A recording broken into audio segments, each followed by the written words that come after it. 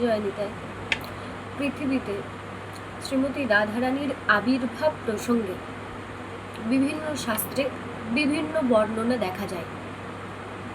এর কারণ হচ্ছে ভিন্ন ভিন্ন কল্পে বিভিন্ন রকমের আবির্ভাব ঘটেছে। গর্গমুনির কন্যা গার্গীকে পূর্ণমাসী দেবী শ্রীমতী রাধারানীর যে আবির্ভাব তত্ত্ব বলেছিলেন, সেই তত্ত্ব শ্রীল রূপ গোস্বামী তার ললিত মাধব গ্রন্থে বিধৃত করেছেন।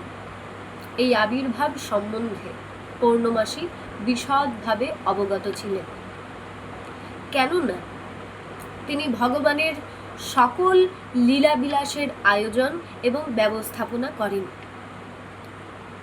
তিনি এই তথ্য কেবল যশোদা এবং রোহিণীকে জানিয়েছিলেন। বিন্ধ্য পর্বত বিশাল আয়তন হিমালয় পর্বতের প্রতি ঈর্ষান্বিত ছিলেন,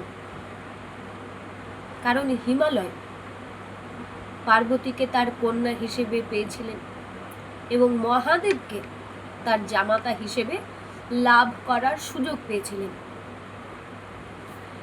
বিন্ধ্য পর্বত এই জন্য এমন একজন সৌভাগ্যবতী কন্যাকে লাভ করতে চেয়েছিলেন, যার স্বামী মহাদেবকেও যুদ্ধে পরাস্ত করতে পারবে, এবং এইভাবে সে রাজেন্দ্র রাজাধিরাজ পদ লাভ করতে পারবে।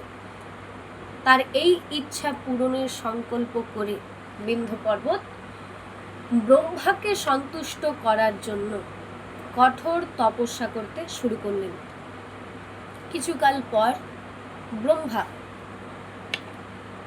তার কাছে আবির্ভূত হয়ে তাকে বর প্রার্থনা করতে বললেন, কিন্তু তথাস্তু বলে বরদানের পর ব্রহ্মা চিন্তা করতে লাগলেন, এমন কোনো ব্যক্তি আছে যিনি মহাদেবকে যুদ্ধে পরাস্ত করতে পারেন?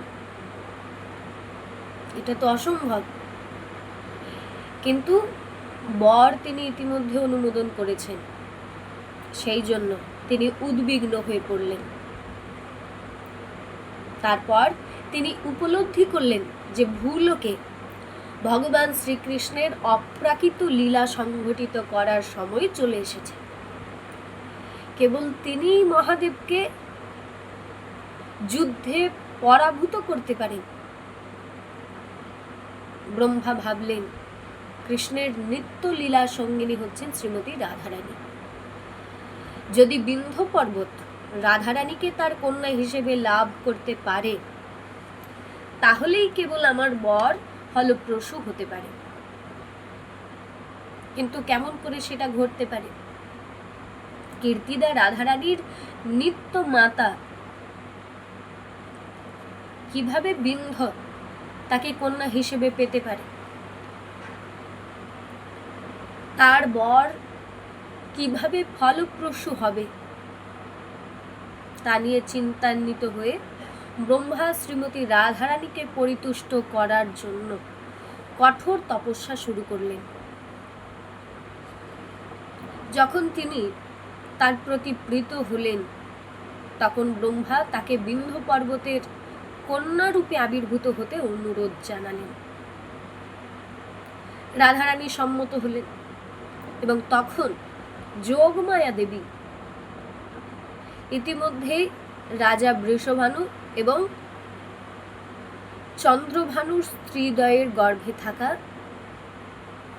রাধারানী এবং চন্দ্রাবলীকে বিন্ধ্য পর্বতের স্ত্রীর গর্ভে স্থানান্তরিত করার ব্যবস্থা করলেন। এর ফলে বিন্ধ্যের স্ত্রী দুটি পরমা সুন্দরী কন্যার জন্মদান করলেন। ইতিমধ্যে ভগবান শ্রীকৃষ্ণ মথুরায় আবির্ভূত হয়েছে।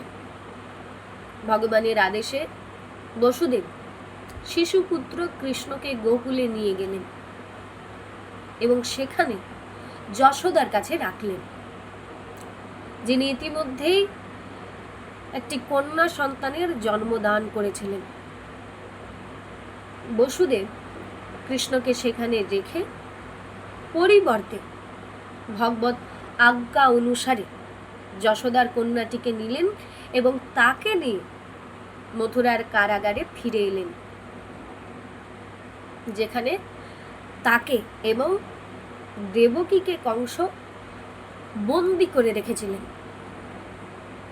দেবকীর অষ্টম সন্তান জন্মগ্রহণ করেছে শুনে তৎক্ষণাৎ কংস কারাগারে এলো এবং দেবকীর কোল থেকে ওই কন্যাটিকে বলপূর্বক হত্যার উদ্দেশ্যে কেড়ে নিল। কংস যখন তাকে পাথরের উপর আঘাত করতে উদ্যত হলেন, কন্যাটি তার হাত থেকে বেরিয়ে গিয়ে যোগমায়া দেবী রূপে তার সামনে আবির্ভূতা হলেন।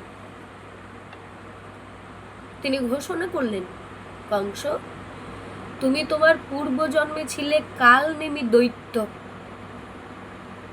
যুদ্ধে তোমাকে যিনি তার চক্র দ্বারা তোমাকে হত্যা করেন, মহান বিজ্ঞগণ যাকে দেবতাগণেরও পরম পূজ্য রূপে জানেন, যিনি অখিল জগতের কারণ, আজ তিনি সর্বজীবের আনন্দ বিধান করতে এই ধরনীতে আবির্ভূত হয়েছেন। কংস, তুমি আরো একটি বিষয় জেনে রেখো, আমার থেকেও মহীয়সী এবং আকর্ষণীয় অষ্টমহাশক্তি আগামীকাল এই ভূলোকে প্রকটিত হবেন। তাদের নাম হলো রাধা, চন্দ্রাবলী, ললিতা, বিশাখা, পদ্মা, শৈবা, শ্যামলা এবং ভদ্রা। এই 8 জনের মধ্যে 2টি কন্যা তাদের মহাগুণাবলীর জন্য সুপ্রসিদ্ধা হবেন। যিনি কন্যাদ্বয়কে বিবাহ করবেন তিনি হবেন পরম সৌভাগ্যশালী, তিনি হবেন রাজেন্দ্র এবং তিনি এত শক্তিশালী হবেন যে তিনি মহাদেবকেও যুদ্ধে পরাজিত করতে পারবেন। এই কথা বলে যোগমায়া দেবী সেখান থেকে অন্তর্হিত হয়ে গেলেন এবং বিন্ধ্য পর্বতের উদ্দেশ্যে গমন করলেন। কংস যখন যোগমায়া দেবীর এইসব কথা শুনল, সে পুতনাকে আদেশ করল সমস্ত নবজাত ছেলে সন্তানকে হত্যা করতে আর শিশু কন্যাদেরকে অপহরণ করে নিয়ে আমার কাছে আসতে। কংসের আজ্ঞা অনুসারে পুতনা যখন সদ্যজাত শিশুর সন্ধান করছিল, তখন সে 2টি পরমা সুন্দরী কন্যা সন্তানকে দেখতে পায়।